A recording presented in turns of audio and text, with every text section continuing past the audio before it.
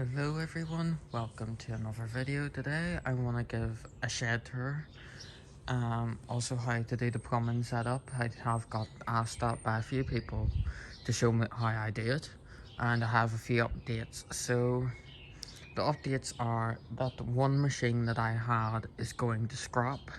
Unfortunately it couldn't be fixed, so it couldn't, but you'll see more of that very soon. And the other update is that one of my machines has got completely updated pretty much. So much so it's technically classed as a new machine. It's been converted into a completely new different model, so it has. So I'm gonna show you where I keep my machines and all.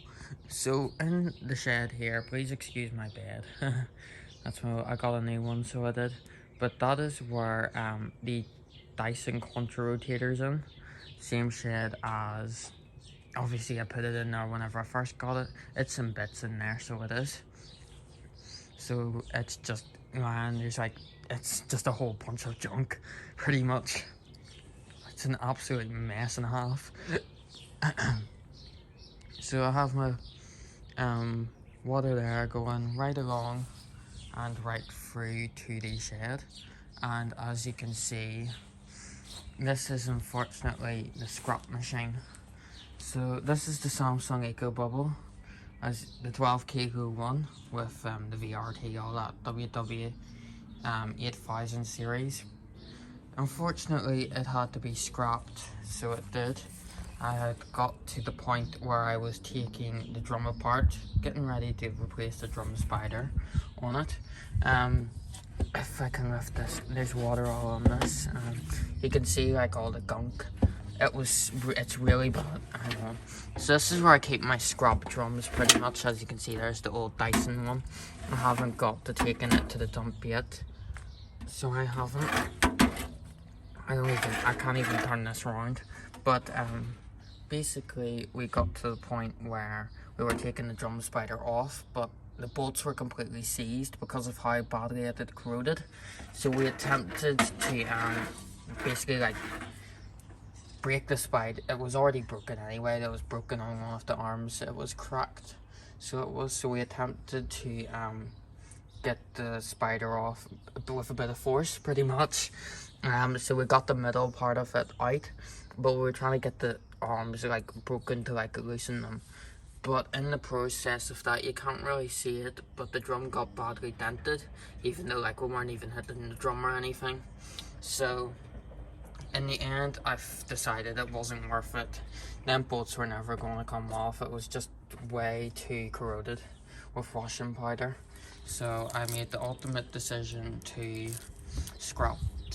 leave it out for scrap pretty much. I have taken some of those bits and kept them. So for example, I've kept all the PCBs from it. I've kept the drawer and the fascia, and I've kept the pump assembly and also the door lock. So yeah, so that'll be taken away, God knows when, like. But it is a shame that it couldn't be fixed. It was a cool machine, was looking forward to using it, but unfortunately not everything works out. So on to good news. The machine that has completely changed from what it once was, and it just looks so much better. So it does. But so in 3, 2, 1, ta-da! The Miele has been completely updated from a PW5065 into a PW6065. With the Miele, the old board had went on it, the main board, so I decided that rather than just get a board for PW5065, it's really basic. With the PW5065, you can only have one set of programs on it, and the only option obviously is pre-wash. There's no customization on it. It was a bit too basic for me, to be honest.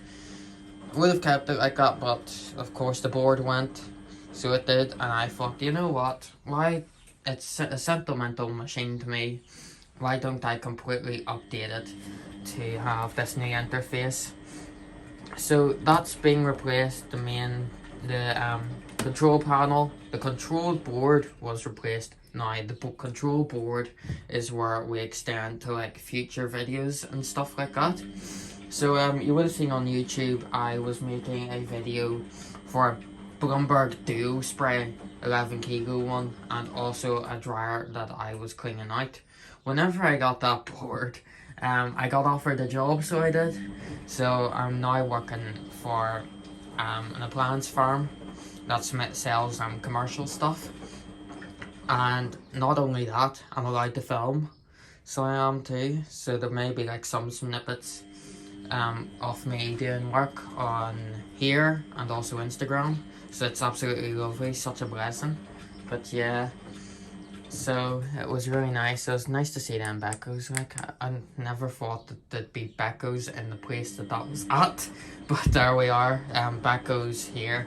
As much as I'm not I don't really like the new ones, but the old ones I'm fine with. It is funny how everywhere now where I live has at least one Becko appliance, as much as I'm not keen on the new ones. But yeah, I've got a wash on here, so I have. So I'm really only waiting on 2 cables to arrive to connect an electronic module to the main board, and after that it will be working. Thanks to work too, I also have access to Miele's PC update firmware, where you like connect the wee thing to the board and you can update it. So if the machine doesn't work straight away, sorry, that's the Becko draining. If it doesn't work straight away, then I can have it fully updated, update the firmware on it, and then we're good to go. Siemens is here. I moved the machines about today, just so I did, and because why not? The Beckos are together, the more budget machines are there, and then the Miele will be going there, and obviously Siemens will be left here. Candy, oh my god, this machine, I swear to god, if I was a person who loved brick treatment for machines, I swear to god, this machine would be bricked in a heartbeat. It is an absolute bollocks to work on, excuse my French, but it is. So I've got the heater there, so that's the old one, and it's just absolutely refusing to come off. So it is, as you can see, I wasn't exactly too happy with the machine, and it got struck a wee bit with my screwdriver because I was so angry at it, as you can see there. Yeah, it was just so frustrating. It's a nightmare to work on. So it is, and it does my absolute head in. I've been trying to get this heater out for 4 days now, so I have, but it's not budging. Like, no matter what you do, there was a plastic bracket cover from the drum to cover the heater that has been completely broke off because of how much I was trying to get this to come out, but it's just straight up refusing to come out, probably because it's so corroded in it. It doesn't help at this top. This top's made, this part here is wood on plastic metal. I think it's plastic, to be honest. Yeah, it's plastic. So it just connects on there, and the top is actually a wee bit broke, so it is, although I think it just clicks in like the sides of it. So that's my Siemens stuff. I've got my Siemens to all my merchandise that I got from Mallorca in the Euronics shop. It looks like the Becko WTG is about to go a little bit mental. So it is, bit unbalanced there. Is this seriously gonna walk on this? Hopefully not.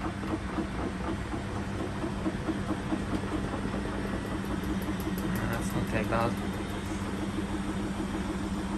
So I drain the water into a bucket, so I do.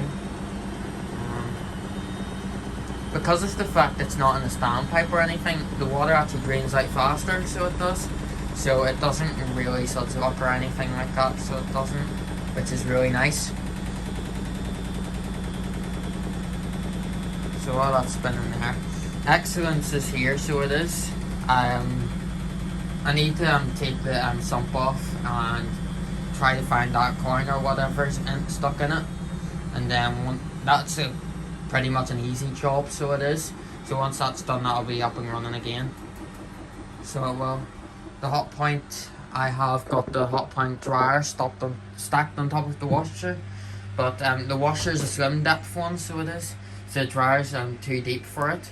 So what we've done is I've put the dryer onto the wooden pallet that the Miele W1 came on, and it's stacked up like that. I've got the Hoover there, washing basket, my old one, Samsung pump. This is like my shite box, shall we call it? Like, it's just filled with like PCBs, wires, stuff like that. I got a whole plethora of stuff whenever I got the board for the Miele. So I did, which was lovely. So I just used this for like my electronics and stuff like that. There's the old board for the Miele. The old one, as you can see, there's the dial on it. The face is somewhere in there too, so it is. And then I have like the whole bracket assembly and all that goes along there. So I do, which is lovely. So yeah, and I have like lights and stuff like that. But that's pretty much like the shed tour. For the plumbing, so I plumb my machines. I have it draining into a bucket. I could very easily have that away and have it draining onto the grass. The only problem with that is it makes it all muddy. My shed floor is already an absolute mess, so it is. And I don't want it to be like walking mud in, out, in, out. That's the only reason why I have it obviously in a bucket. So I drain that out into a 40-litre tub, and I just empty it over there. For the plumbing now, the plumbing's a wee bit more complex. So it is obviously the machine's filling up. I'll wait until it's finished filling up and show you, but hang on, where was it? I had a wee thing, because there's two of the parts.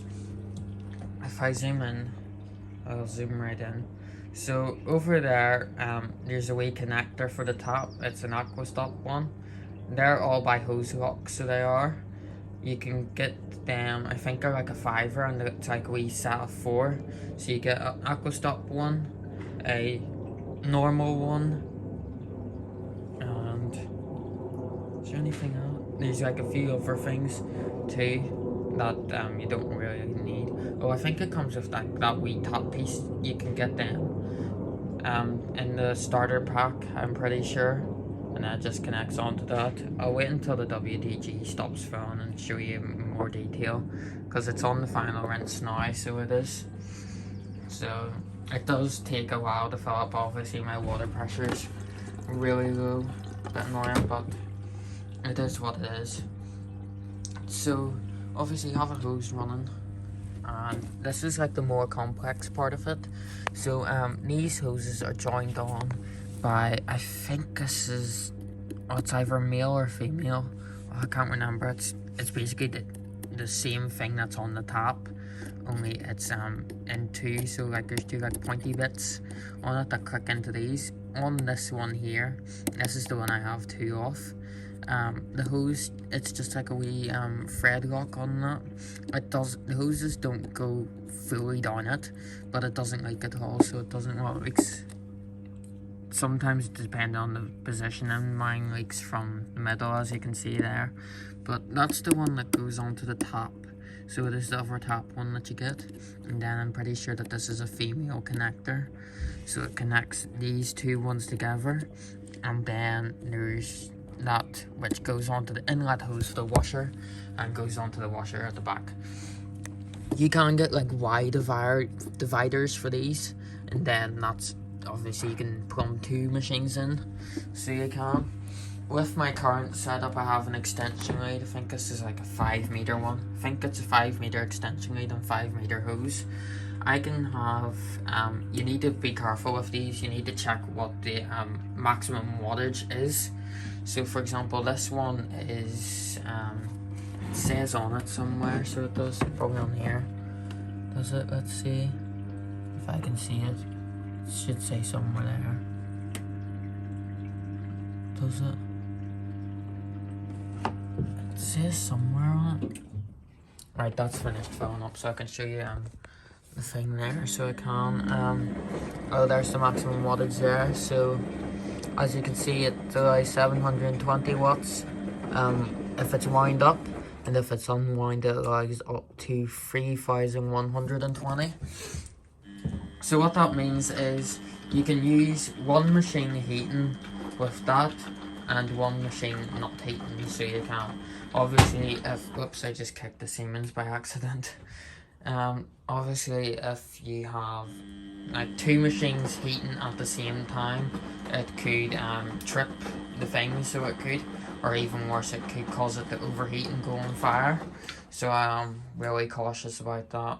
I wouldn't put 4 machines on that at the same time, definitely not. I typically only use 1 machine at a time, so I do. Actually, I'll be back in a wee second as I need to empty this. So I do, or else it's gonna flood my whole thing. Sorry about that, I wasn't even keeping track of anything. I just looked at the timer and remembered it said 11 minutes. I was like, oh god, I can't have half flooding, so I can't, no way. So that's finished filling up, so I can show you now what it's like. So this is the hose here. So it is, as you can see, it just it pops off. So it does. So that's just screwed onto that. So it is. If we come over to here, then that does the sump flush, doesn't it? You know, I'll keep the water on for the sump flush, so I will even know. It's a bit pointless, but oh well, I'll keep it on anyway. Once it's finished draining, I'll turn it off and show you this main part here. But it's about to go on to final spin anyway. So it is. So you can see water all down right there.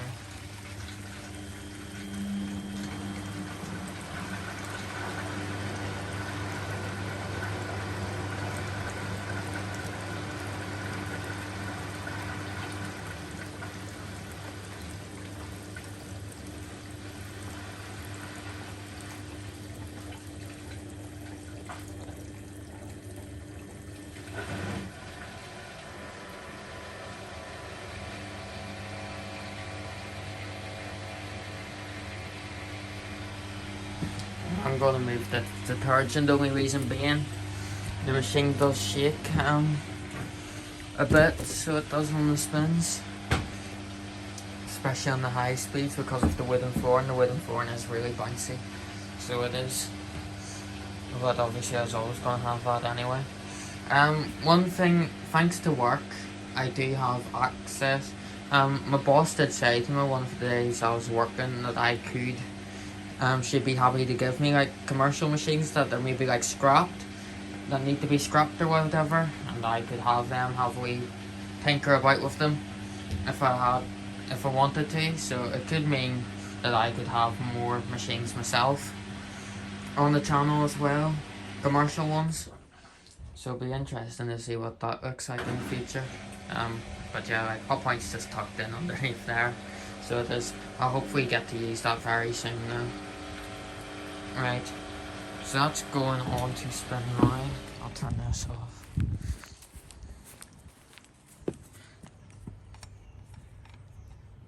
But yeah, like I said, the hose just screws onto that, it like pushes into this, so it does, and then you have to tighten it up, so you do, and then it just goes onto that, and then that obviously just connects to that wee tap connector, so it does.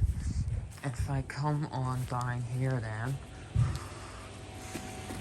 I might need to put my phone down a wee second.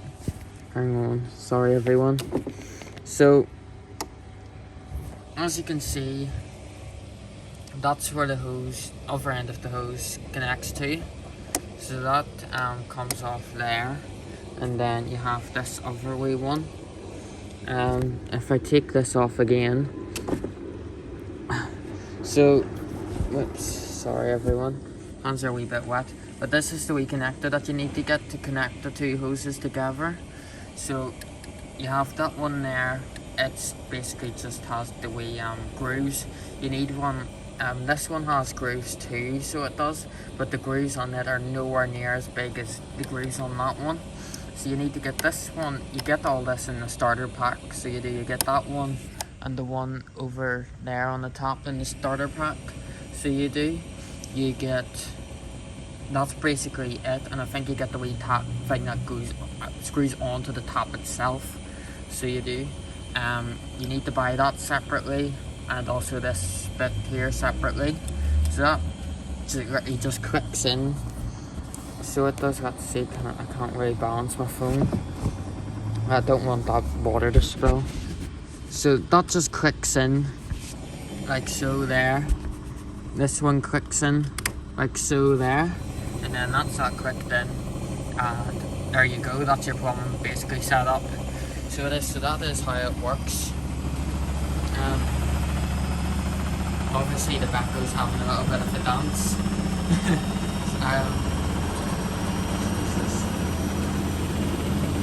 I need to level that a bit.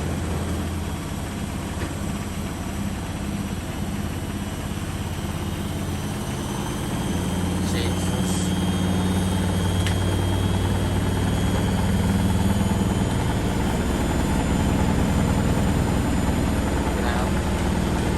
I need to level that.